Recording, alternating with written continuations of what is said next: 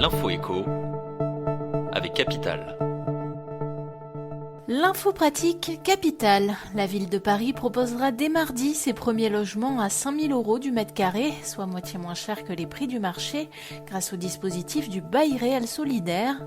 Dès mardi et pour le mois d'avril, un premier lot de 23 logements, dont un tiers de T3 et une grosse moitié de T4 et plus, sera ouvert aux candidatures. La cible des familles de classe moyenne.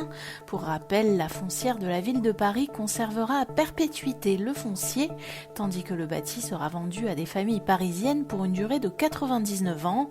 Le ménage versera en complément une redevance de 2,50 € par mois et par mètre carré. Le chiffre du jour, plus de 1300, c'est le nombre de doses de vaccin AstraZeneca qui n'ont pas trouvé preneur ce week-end dans les Hauts-de-France. Alors que la campagne vaccinale s'accélère en France, les centres de vaccination de Calais, Gravelines ou encore Boulogne-sur-Mer ont dû fermer leurs portes plus tôt que prévu. La raison, un manque de volontaires.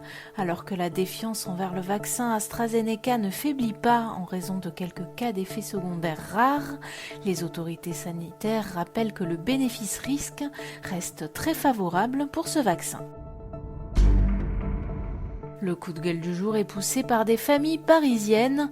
Elles viennent de recevoir un courrier de la mairie de Paris leur indiquant qu'elles devront régler l'intégralité des activités périscolaires de leurs enfants, même si elles ont été annulées en raison de la crise sanitaire. Pour sa défense, la municipalité a indiqué à Europe 1 qu'il s'agissait juste d'un principe d'équité à l'encontre des familles qui avaient payé les activités en une seule fois à la rentrée de septembre. Un argument qui peine à satisfaire les foyers concernés, qui plaident pour un remboursement des activités annulées. On termine avec la croissance, qui ne devrait pas être aussi forte que prévu.